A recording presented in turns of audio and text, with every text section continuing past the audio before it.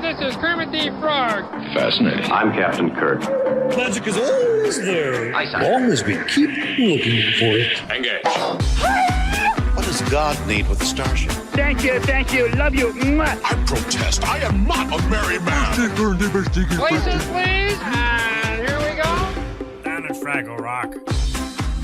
Welcome, Doozers, Gorgs, Trash Heaps, Azimarites, and Things to episode 144 of the MuppeTrek Podcast. I'm Jarman.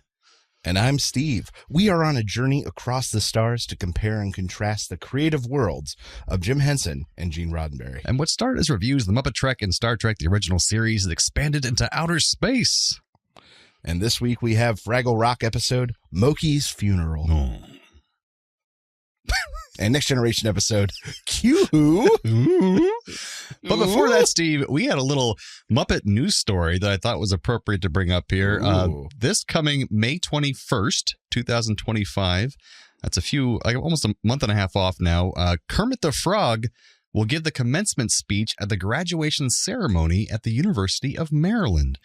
Now, Steve, before reading ahead, do you know why that's important, the University of Maryland? That's where Jim went. That's right. Jim Henson went there. There's also a museum of puppet history or puppeteering. Oh, that's history cool. Or something there as well. That would make sense. Yeah. In a statement, the University of Maryland said, nothing could make these feet happier than... Oh, this is Kermit saying this. Nothing could make these feet happier than to speak at the University of Maryland. I just know the class... No, do the voice. I can't do the voice. No, I can't do it. You read it. You read come it. on. You do the... you're the voice guy, right? I can't do that voice for nothing some could reason. make me happier... would make these feet happier than to speak at the University of Maryland. I just know the class of 2025 is going to leap into this world and make it a better place. So if a few encouraging words from a frog can help, then I'll be there. Oh, Kermit said in a statement shared by the University and the Muppet Studio. And in a promotional video, the university touted the achievements of its 2025 commencement speaker, describing Kermit as an environmental advocate, Peabody Award winner, and friend to all creatures. And there's even a statue apparently of Kermit and Jim Henson there, on a bench. It's like a real sweet. Yeah. So I thought that was super cute that was happening, and we don't get many kind of relevant news stories of things happening in the Muppet world for this show, so we don't really talk about it much. But it's great. Well, on that, I've got a personal, anecdote. We for Christmas, my parents and my brother got us tickets to Fraggle Rock Live. Oh. So we got to go down to one of the big theaters downtown and watch Fraggle Rock live. It was not quite what I was expecting in that it was people in big suits, like truly a kid's show. But the suits did move. It was entertaining. There was some cool puppetry throughout. Oh, that's good. Including doozers and some singing plants and this giant monstrous trash heap. Ooh. Puppet that was truly impressive. So it was bigger in size than they were in comparison? Yeah, it was 15 feet high. Cool. It was it took 3 people to do. That's pretty cool. But it was overall very fun. My kids really enjoyed it. We had insane seats. Nice. Our seats were in the 3rd row, and my mom sat in the 2nd row. Dang. Center, dead center. If the performers weren't wearing masks, I would have been spit on. That's fair. It'd be Fraggle spits. It'd be magical. But yeah, it was a fun, magical time. And then unbeknownst to us until that morning when I got a confirmation email, my mother purchased a VIP thing. So afterwards, we got to go and we got a poster and a button, and us and the kids got to take pictures with 2 of the performers. Cool. In their big Fraggle costumes. And it was a lot of fun. Not what I expected, but a lot of fun. At least that gets the kids into Fraggles, kind of early on, which is good. Yeah. Hopefully. But they everything that was in the show was built by the Jim Henson Creature Shop. Oh, that's cool. And it's a first run of the show. So they boasted it was like the original cast. I was like, great, because this is going to be a classic for years to come. I didn't know what they were trying to tell me. Oh, that's funny. It's like the original Broadway cast or something. Right. I was like, great, awesome. It's not the cast in the show, but that's cool. But there are no Gorgs, I take it. Yes. Oh, okay. And a clever effect. I'm not going to... Spoilers, who cares? They had a big, like a half flat, decorated like a furry hand that rolled out on a set of rollers and would grab people, grab the performers, and then take them out. And this was paired with a video effect where they had the real Junior from like the show taped interacting with little mini Gobo. That's a smart way to do it. And he was like, put me back. And they put him back and the hand came back in. That's creative. I like that. But yeah. I thought I'm demonstrating this on camera, but the people at home cannot see any of this. Well, if they watched our video podcast, it doesn't exist, then they would. Yeah, you can find us on Twitters, folks, or whatever. Or the Twitches or the YouTubes. Twitches, Snapchats. Find us on TikTok. Yeah. We are talkers. Yes.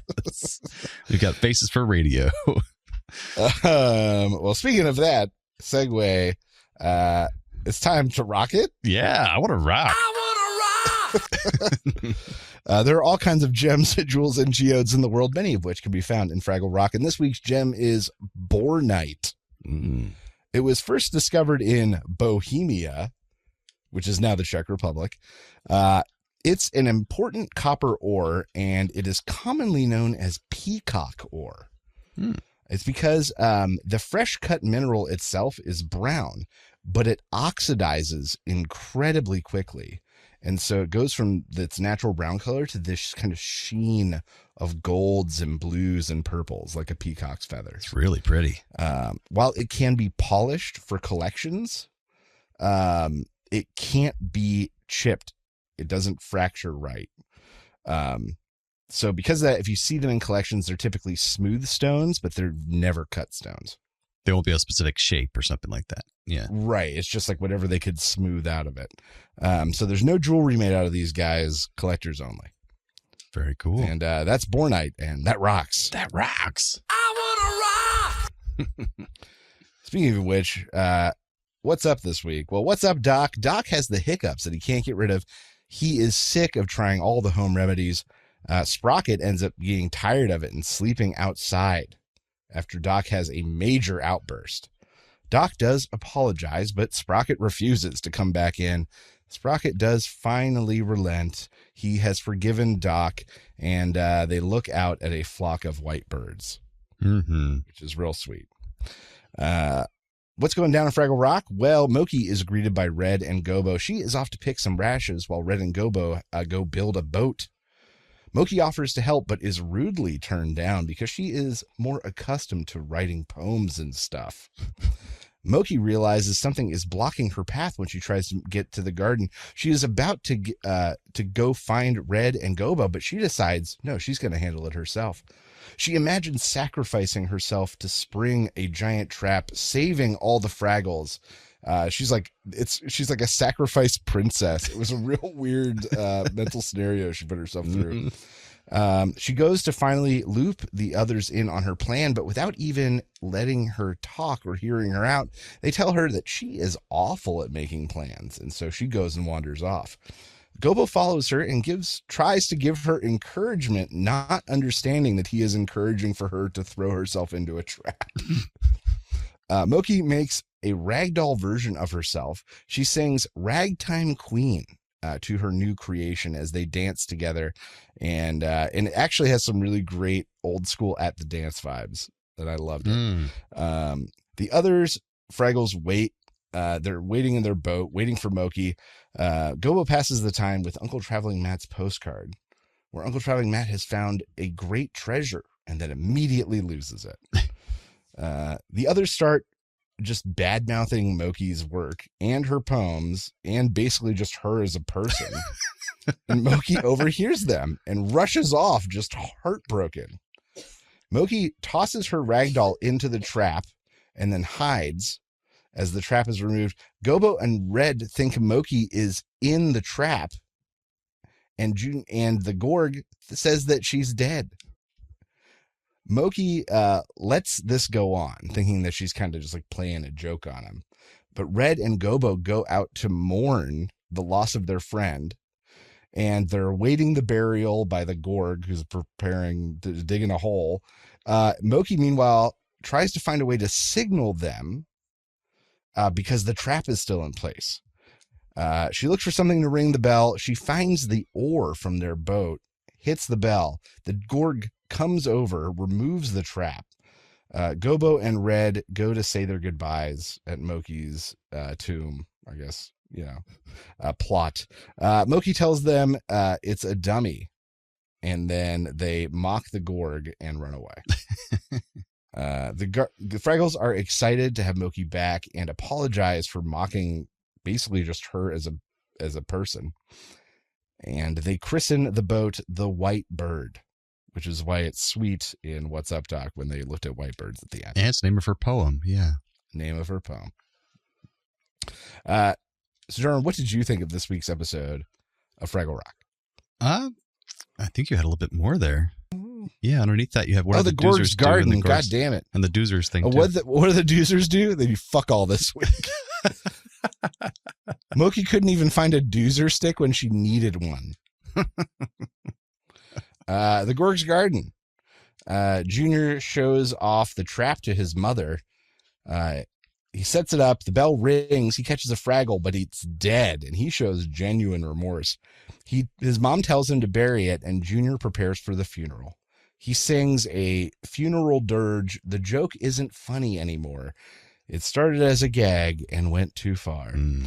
Junior asks if he needs a tombstone, but Fraggles don't have names, so they don't need one. Racist. That was so good. He plays the Gorg salute on the bugle and is just incredibly good on the bugle. Just really talented. Junior realizes he buried a dummy and is so relieved. Mm-hmm. There we go. So now what'd you think of this episode? I will say it's another very dark episode. We've had a lot of those this season, surprisingly, but it was very well done. And it's also points out something that I've dealt with a lot as growing up as a person before my 30s and stuff, where you have friends that they claim to be your close friends, but then they treat you like crap, either behind your back or even in front of you. Like they make fun of you and like they know you're a punching bag, will take it. And I've had to, once I got into my 30s, just stop dealing with that. Either I tell my friends, hey, this isn't cool. I don't like being treated this way. And when they have this realization on their face, I can see when they feel really bad about how they've been treating me, and then things change, or they'd keep doing it and I'm just not friends with them anymore. So I think Steven's the only one grandfathered in who's allowed to keep doing that to me the rest of my life. I don't do it that much. No, you don't. Especially not anymore. I think it depends on who we were hanging out when we were kids. Like Kevin, one of our old friends, he'll admit to it. Like we talked about it back at the reunion.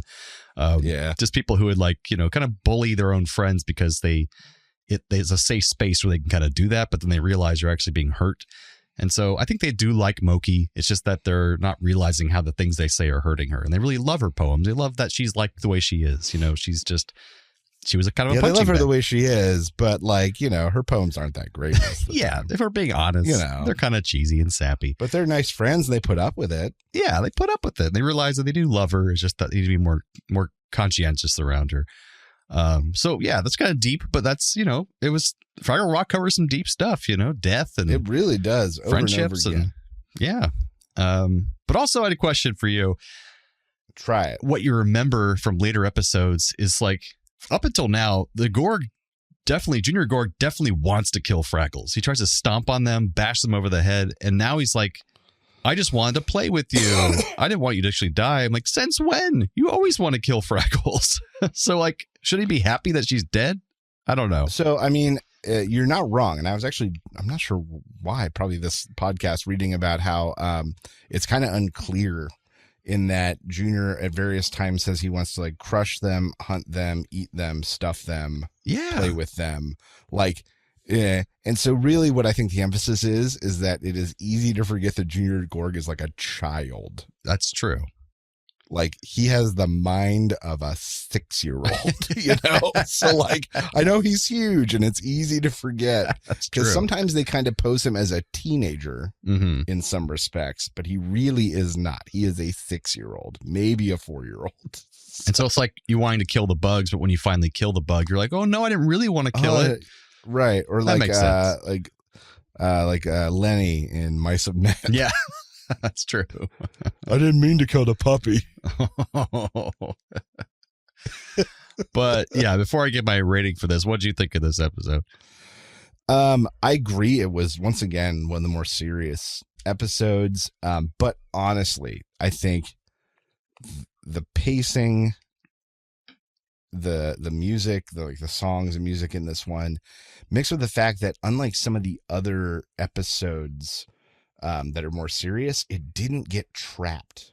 Mm-hmm. Like I'm thinking of the one where Red and Gobo are trapped in a basket for half the episode. Right. Or where Gobo is sitting alone in a cave, or where Red and Boober are sitting in a cave yeah. waiting to die. Right. Like, so the more serious episodes there really get stuck, but this really did have a lot of movement, Mokey back and forth, and then Gobo and Red going to the garden, and then them out in the garden and back at, like, unlike those other more serious episodes, this one really kept moving. And so I thought it kept the plot and the pacing going because there was something actually happening.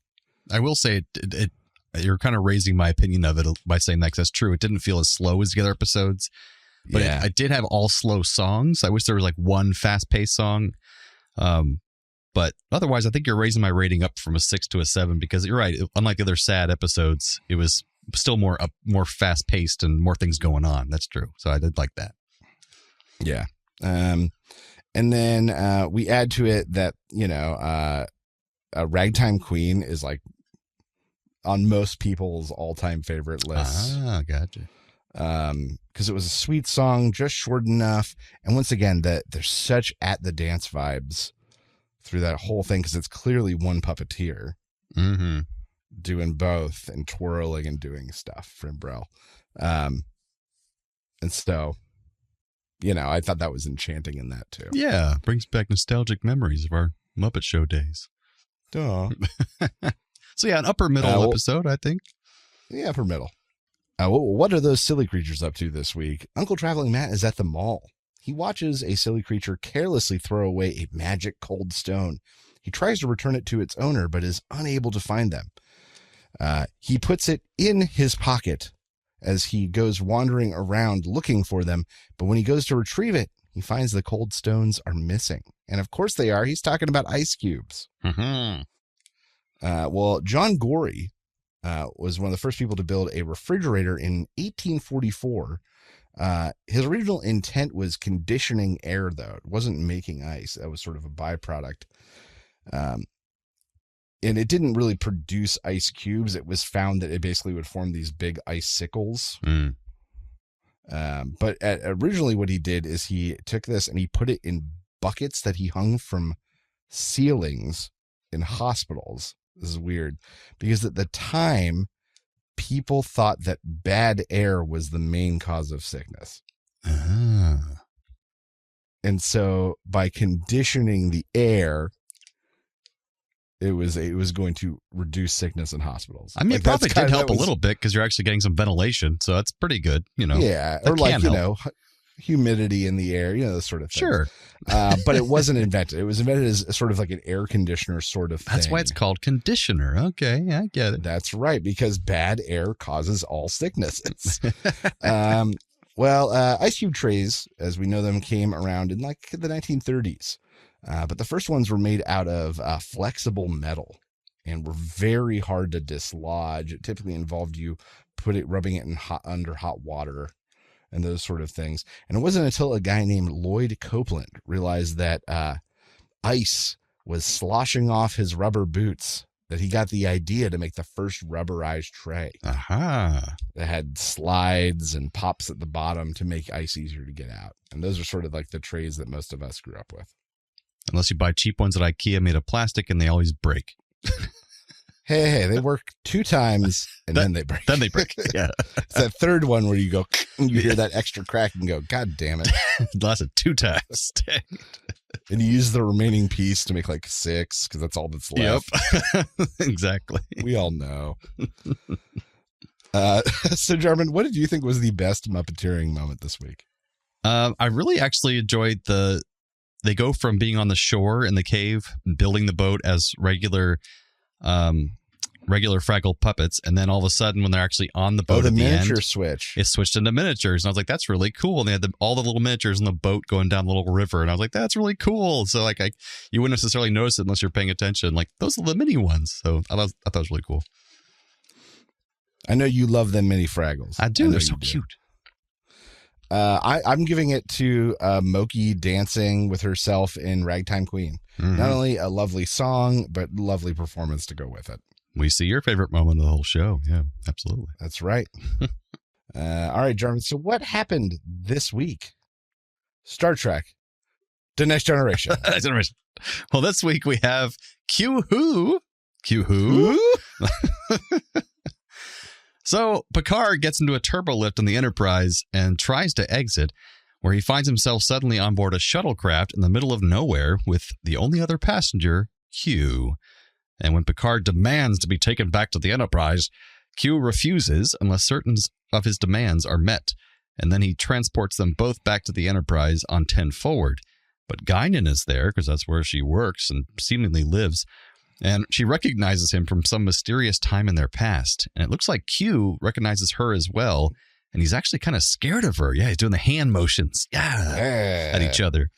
And he says she isn't what she seems she is, and she's an imp. And they're both like, "You're the imp, jerk." So Guinan tells Picard not to trust Q. But Q says that he wants to become a member of their crew, and he'll even go as far as getting rid of his powers so he can join them on the Enterprise. But Picard says he doesn't trust him, and that he won't allow that, and that he doesn't need Q. But Q says that the Federation and Starfleet are not ready for what awaits them out in the universe, and that they need his help.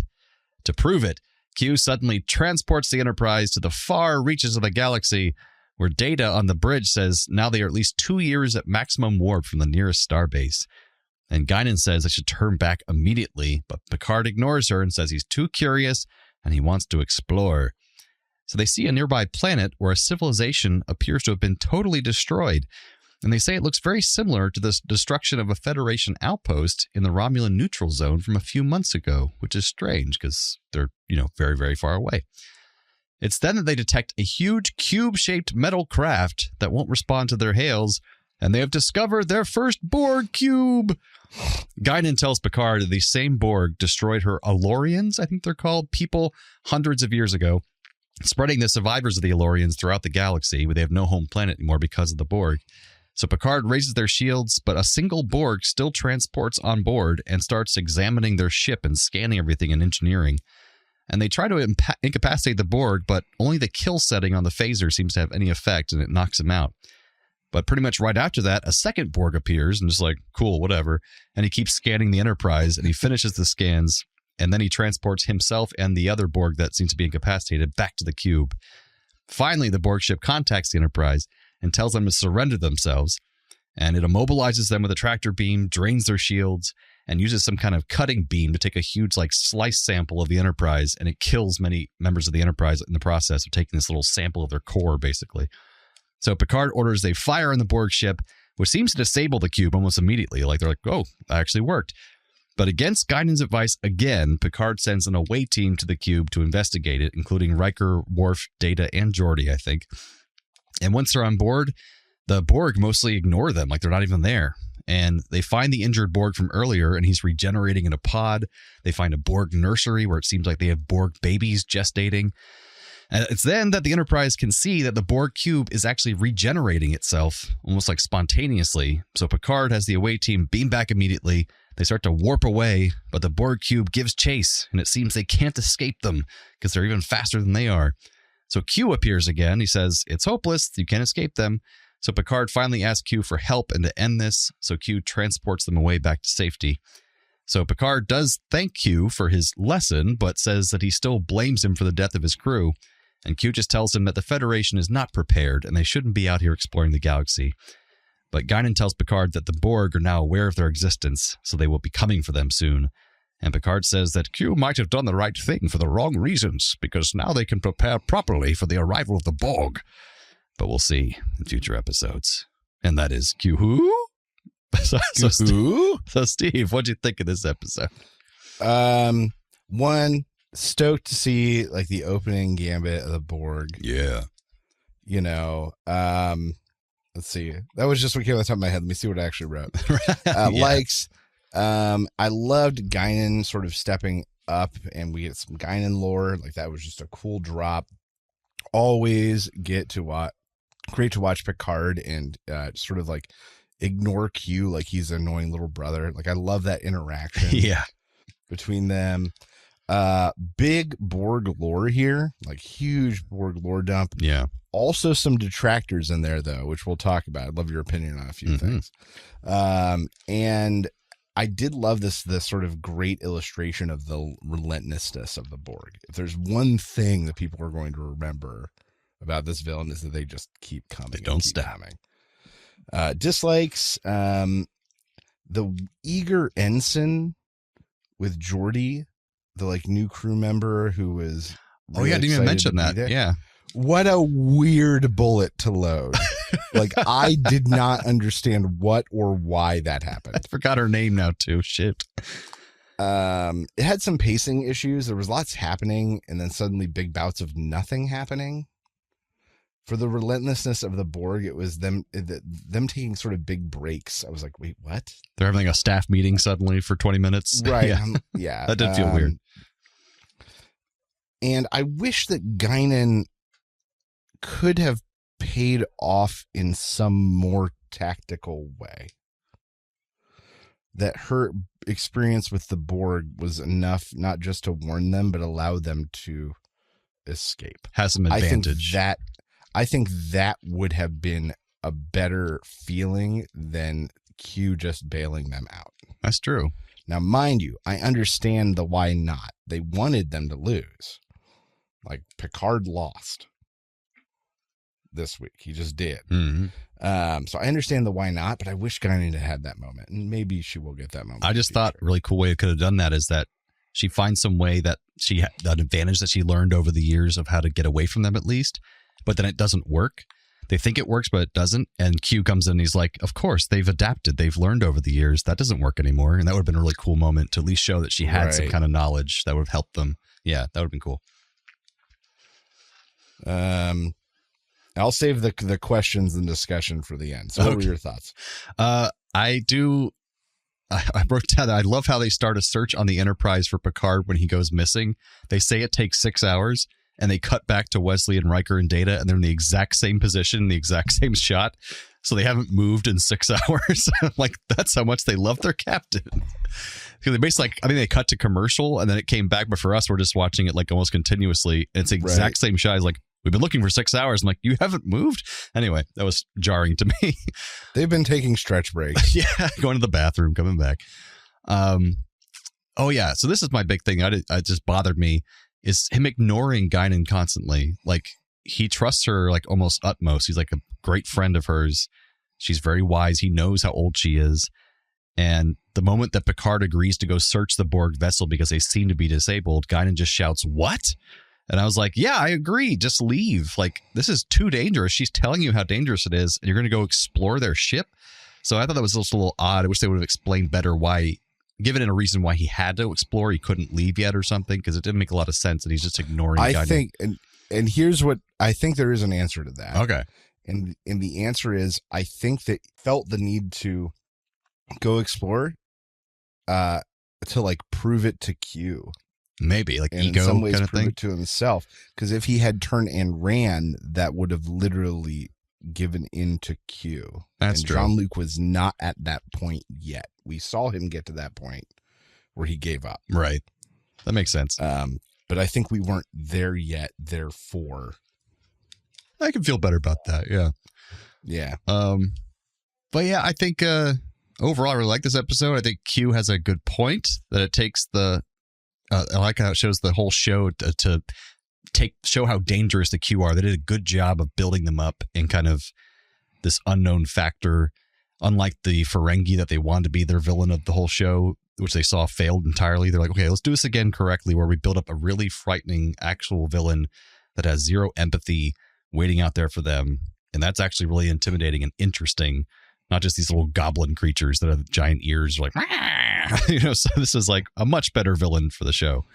But yeah, so what are your questions about it? Okay. So they mentioned this was similar to the things that happened in the Romulan neutral zone. Mhm. That was in an episode, right? That's what I was trying to remember too. I'm like, but it's so far away. They hadn't met them yet. So what does that mean? Like, that was strange.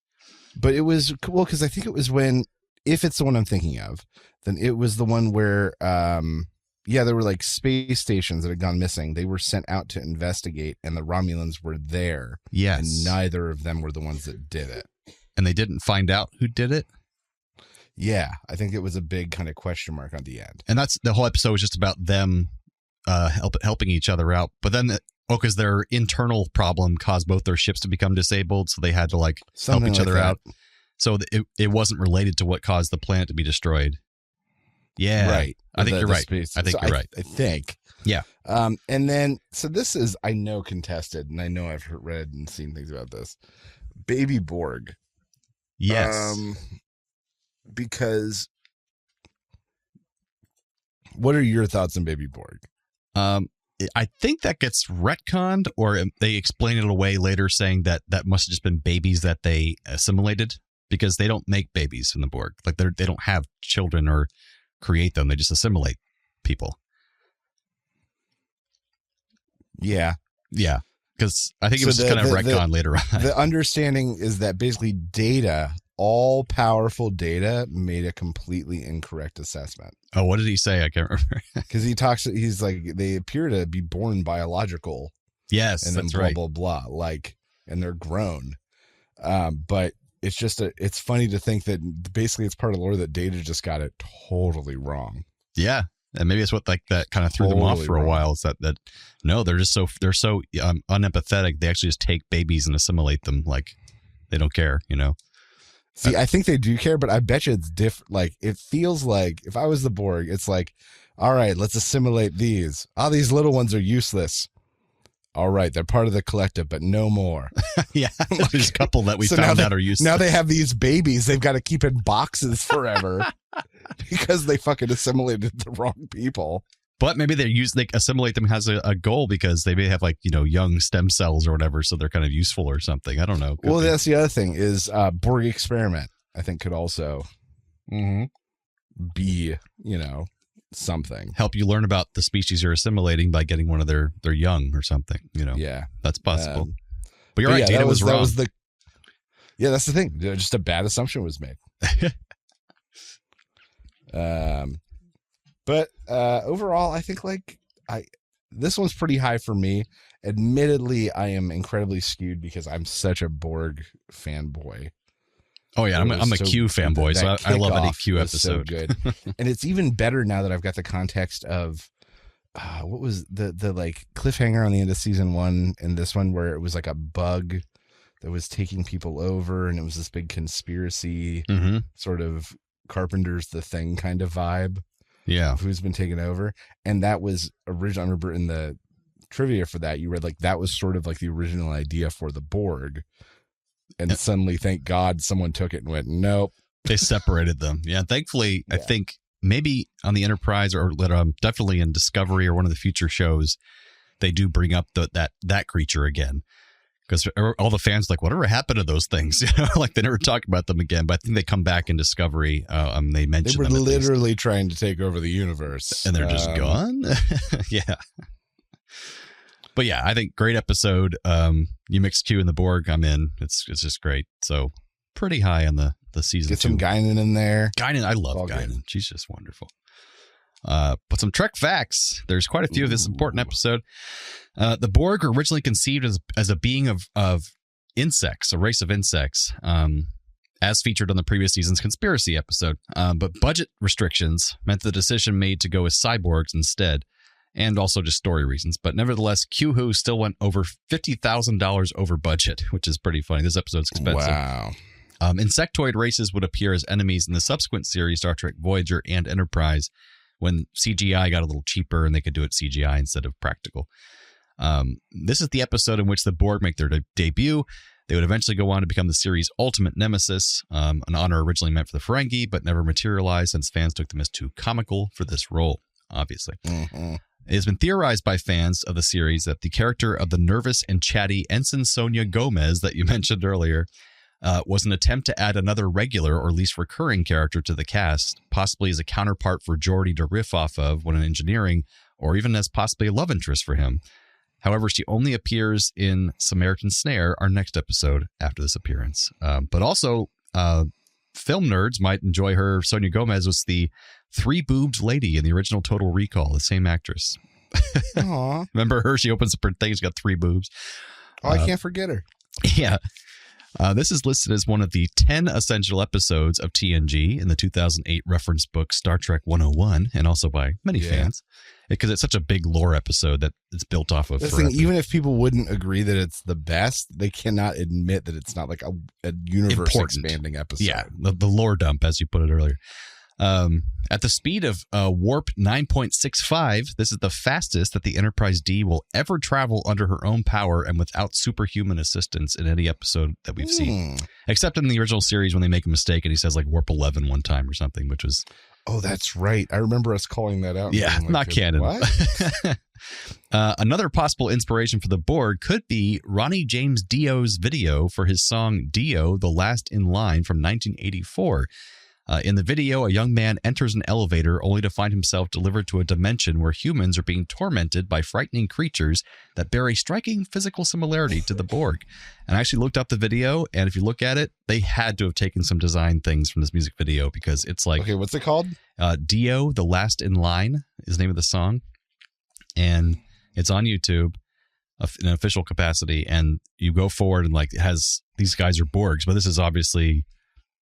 3, 4 years, 5 years later, something like that they made the Borg. So, 4 years later. I got to keep going because right now it's just a pizza delivery kid. Yeah, it changes pretty quickly. There's some like slave encampment where these Borg-like creatures are, they're not exactly the same, but there's very striking similarities. Because people talk about all the time about what influenced these designs, and there's a lot of things that go into it, but at least someone saw this music video. Yeah, I can see it. I mean, what I'm going to say is that while some of these henchmen guys are not very Borg-like, right, there are one or two that are really Borg-like. Exactly. Really Borg-like. That's what I thought. So they didn't rip off everything, but they definitely chose everything. One of those like designers sitting in the basement making like they wanted to build the Borg designs like he loved Dio, right? Dio's like his inspiration. Right. You just listen to this fucking song on repeat doing a lot of coke. It's the 80s. Also inspiration, the Daleks and the Cybermen, two reoccurring cybernetic boogeyman races of the Doctor Who show, were supposed to be an influence as well.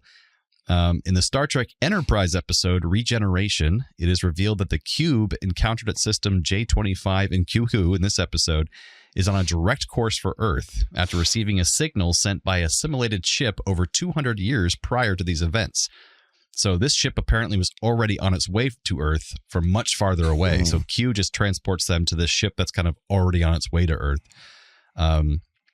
And it says the ship that sent the signal was time displaced by the events of Star Trek First Contact. So basically a Borg ship goes 200 years in the past in the events of First Contact. That sends a signal that finally makes it almost so far away to this Borg ship that's coming now. So it's all connected, which is really kind of cool. And part of the ship broke off there that is then later found and thawed out in Discovery. Something like that. Yes. Part of the Borg ship like breaks off and falls into the ice, and I think a Borg or two are preserved. Yeah. And then Enterprise finds them. Oh, Enterprise, not Discovery. So Enterprise. Yeah. Yeah, Enterprise. There we go. You're absolutely right. It was Enterprise. Yeah. So Guinan's history with the Q. So this has to be done after the fact. It's been patched together by books and strange things. But this is where the timeline gets really screwy for the Borg. Yeah, and they kind of fixed it a little bit with Picard, where they have Picard goes back in time, not to give away spoilers for Picard, but he does go back and talk to a young Guinan, which is kind of cool. So apparently long ago, the El-Orians is what they're called, and the Q Continuum ratified a peace treaty with the Continuum providing the El-Orians means to summon them if they were ever needed. Since the El-Orians favor cuisine as one of the most prestigious elements in their society, hence why she likes being a bartender and that kind of thing, the Continuum can be summoned through a bottle of spirits present during the treaty agreement. So that's kind of why Picard goes back to find a young Guinan in the Picard series, because he's trying to get her to summon a Q to basically fix what's going on, and shenanigans ensue after that.